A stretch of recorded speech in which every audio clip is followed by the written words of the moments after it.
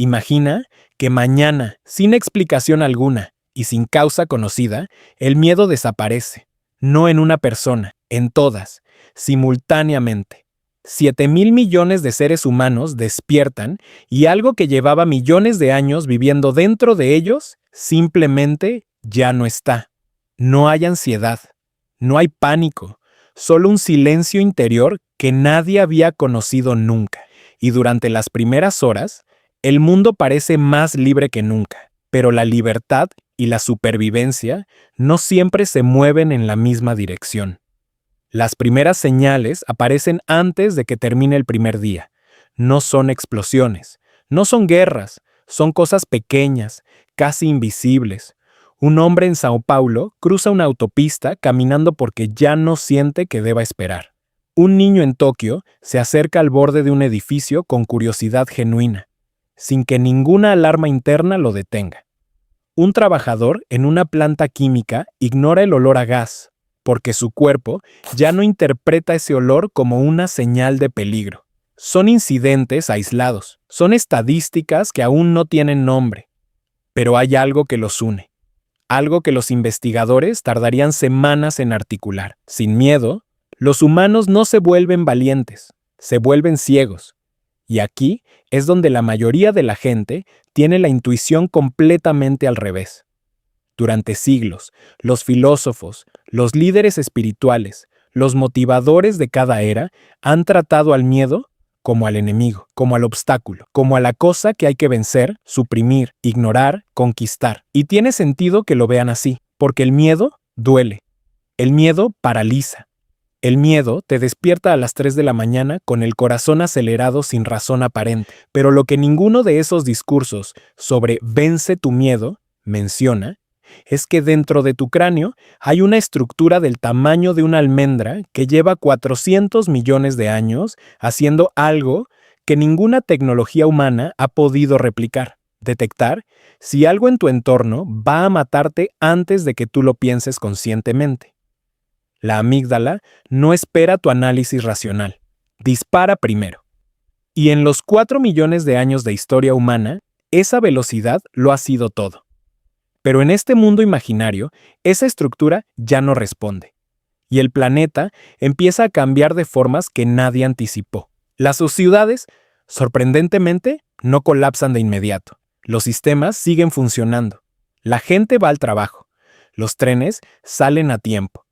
Hay una calma extraña, casi hermosa, en las calles. Las personas caminan de otra manera, con una apertura corporal diferente, sin los hombros levemente contraídos que caracterizan a casi todos los seres humanos en espacios públicos. Los psicólogos, que empiezan a documentar los primeros días, hablan de algo que no tienen palabras para describir del todo.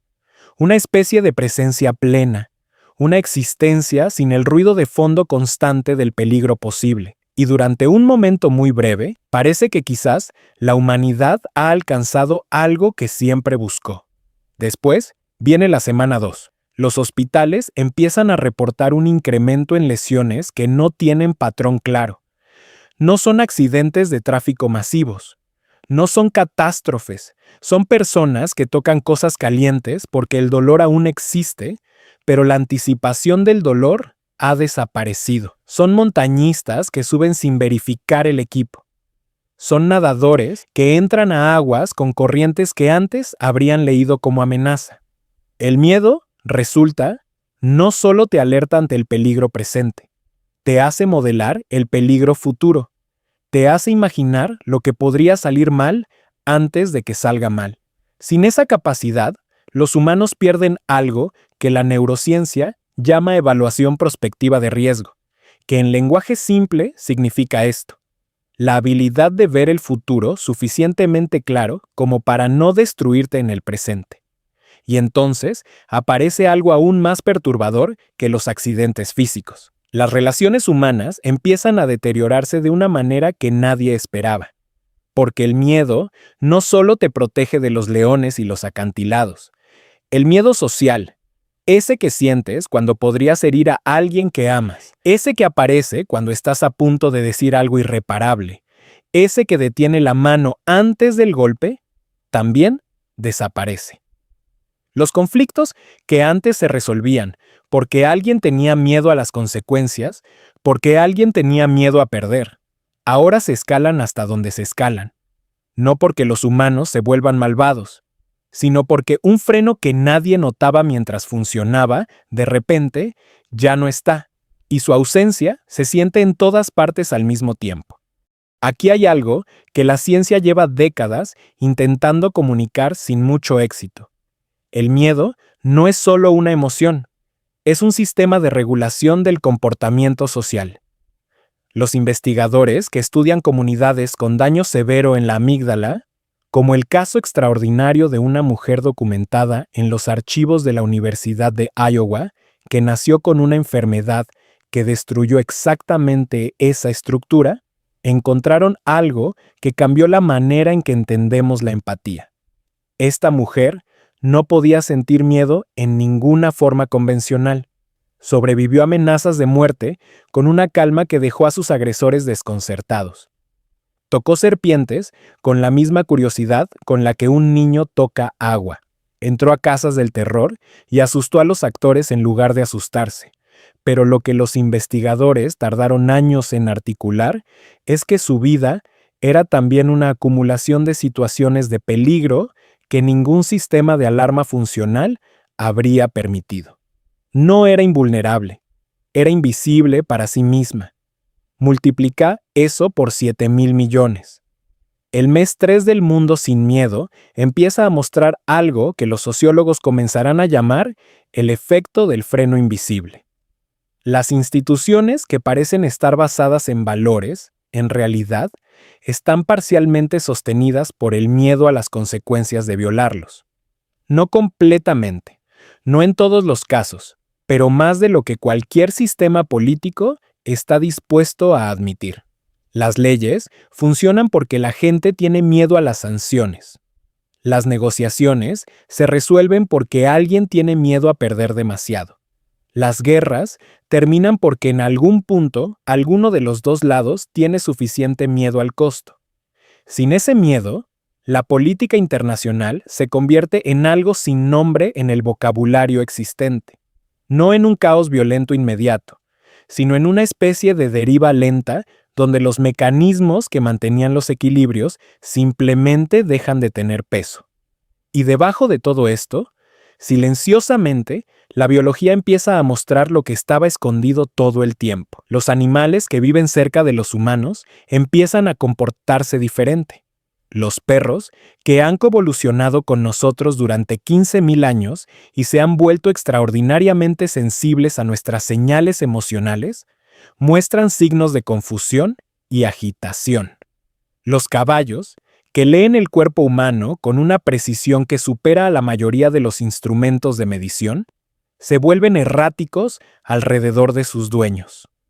Hay algo en la ausencia del miedo humano que los desorienta profundamente, como si una frecuencia que siempre había estado presente de fondo se hubiera cortado, y el silencio en sí fuera una anomalía que su sistema nervioso no sabe cómo procesar, porque el miedo no es solo interior, es también un lenguaje, es la forma en que los organismos se comunican entre sí sobre el estado del mundo. Cuando un pájaro levanta vuelo de golpe en un parque, todos los demás siguen sin haber visto nada. Cuando una manada de cebras huele algo que no pueden identificar, el nerviosismo se transmite corporalmente antes de que ninguna de ellas haya procesado la información conscientemente. El miedo es una red de señales que conecta a los seres vivos con su entorno de una manera que el lenguaje humano, con toda su sofisticación, no puede replicar del todo. Y en el mundo sin miedo, esa red se rompe. Los humanos siguen comunicándose, pero están hablando en un idioma al que le falta una capa entera.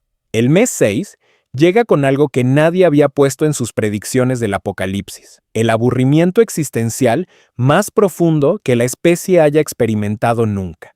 Porque resulta que una parte significativa de lo que los humanos llaman placer está estructuralmente vinculada al alivio del miedo. La emoción de una película de terror no existe sin el miedo que genera. La satisfacción de escalar una montaña está parcialmente construida sobre la tensión de poder no llegar. El amor romántico tiene una capa de vulnerabilidad que solo existe porque hay algo que perder. La creatividad humana, en una proporción que sorprendería a cualquiera, nace del miedo a morir sin haber dicho lo que había que decir, sin haber construido lo que había que construir, sin haber dejado alguna marca en un mundo que seguirá existiendo sin ti. Quita el miedo y quitas también el motor de una cantidad extraordinaria de cosas que los humanos consideran las más elevadas de su experiencia. El arte empieza a cambiar primero. Las obras que se producen en el mundo sin miedo son técnicamente impecables en muchos casos, pero los críticos y los espectadores comunes comparten la misma sensación sin poder articularla del todo. Algo falta. Hay una ausencia en el centro de las cosas. Una especie de frialdad interior que no es falta de talento ni de intención, sino de algo más fundamental: la tensión, la urgencia, la sensación de que lo que se está diciendo importa porque el tiempo es limitado y las consecuencias son reales. Sin miedo, el arte pierde su peso específico. Se vuelve hermoso a veces, pero liviano siempre. Y los humanos empiezan a entender algo que habían sospechado pero nunca visto tan claramente: que la mortalidad no es solo el contexto de la vida, es su arquitecto.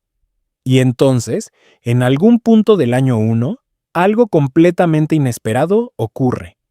Los investigadores que estudian el fenómeno empiezan a notar que en algunas personas, en situaciones de peligro físico extremo e inmediato, algo parecido al pánico aparece brevemente.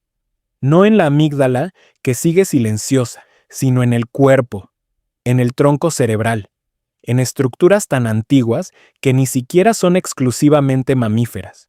Es como si hubiera un segundo sistema, más profundo, más primitivo, que el primero no puede tocar.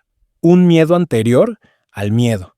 Una alarma instalada no en el cerebro pensante ni en el cerebro emocional, sino en algo más parecido al tejido mismo.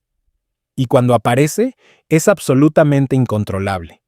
Lo que eso sugiere es tan grande que los científicos tardan meses en escribirlo. El miedo no es algo que el cerebro aprendió a hacer.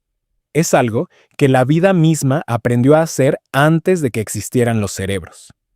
La respuesta de huida ante la amenaza aparece en organismos que no tienen sistema nervioso centralizado. Está en los reflejos de los insectos. Está en las bacterias que se alejan de sustancias tóxicas. Está en formas de vida que llevan existiendo 500 millones de años y que nunca desarrollaron nada que se parezca remotamente a una amígdala. El miedo no es una falla del diseño evolutivo. El miedo es el diseño.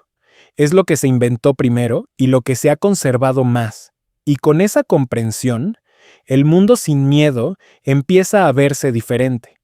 No como una liberación que salió mal, sino como un experimento que reveló algo que siempre estuvo ahí, pero que era demasiado ubicuo para notarse: que los humanos no son seres racionales que ocasionalmente sienten miedo. Son seres construidos alrededor del miedo que ocasionalmente logran actuar a pesar de él.